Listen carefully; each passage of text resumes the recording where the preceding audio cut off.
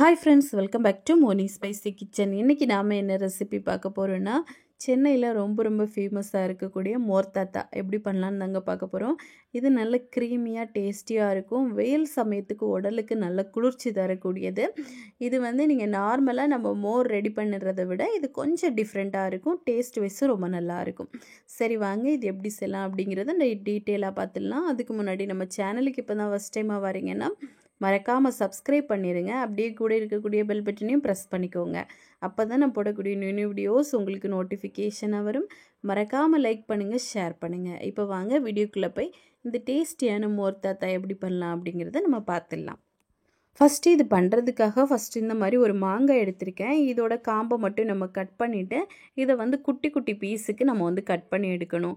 இதை வந்து நல்லா கழுவிட்டு கட் பண்ணுங்கள். ஏன் அப்படின்னா இந்த மாங்காயில் இந்த மாதிரி பால் வர ஆரம்பிச்சு அப்படின்னா அது வந்து கொஞ்சம் ஒரு துவர்ப்பு டேஸ்ட்டில் இருக்கும். அதனால் நல்லா கழுவிட்டு நம்ம வந்து கட் பண்ணி எடுக்கணும்.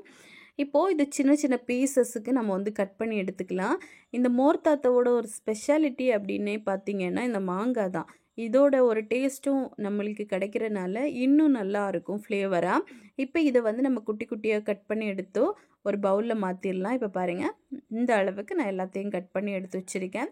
இனிமேல் நம்ம ஒரு மிக்ஸி ஜார் எடுத்துகிட்டு அதில் வந்து ஒரு 2 டேபிள் ஸ்பூன் அளவுக்கு இந்த மாங்காய் துண்டுகள் போட்டுக்கலாம்.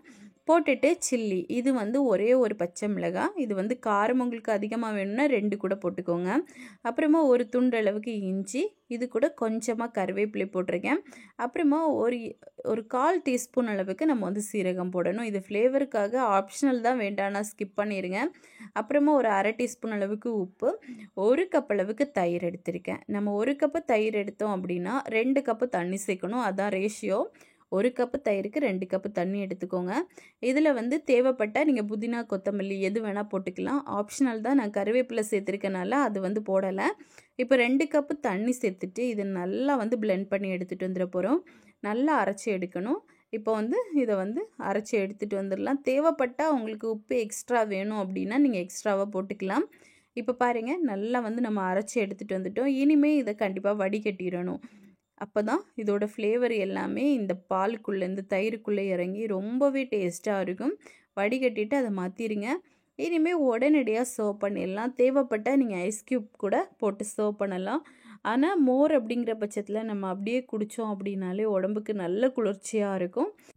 இதில் வந்து ரொம்ப முக்கியமான ஒரு இன்க்ரீடியண்ட் அப்படின்னா அந்த காரா பூந்தி தான். அதுவும் போட்டு சர்வ் பண்ணுங்கள், ரொம்ப டேஸ்ட்டாக இருக்கும். ஸோ கண்டிப்பாக நீங்களும் இதே மாதிரி உங்கள் வீட்டில் ட்ரை பண்ணி பாருங்கள். ட்ரை பண்ணி பார்த்துட்டு எப்படி வந்துச்சுன்னு மறக்காமல் கமெண்ட் பண்ணுங்கள். இதே மாதிரி இன்னும் நிறைய ரெசிபிஸ் வேணும்னு நினச்சிங்கன்னா மோனி ஸ்பைசி கிச்சன் சேனலை சப்ஸ்கிரைப் பண்ணி வச்சுக்கோங்க. லைக் பண்ணுங்கள், ஷேர் பண்ணுங்கள். நெக்ஸ்ட் இன்னொரு வீடியோவில் உங்களை சந்திக்கும் வரை டேக் கேர், பாய்.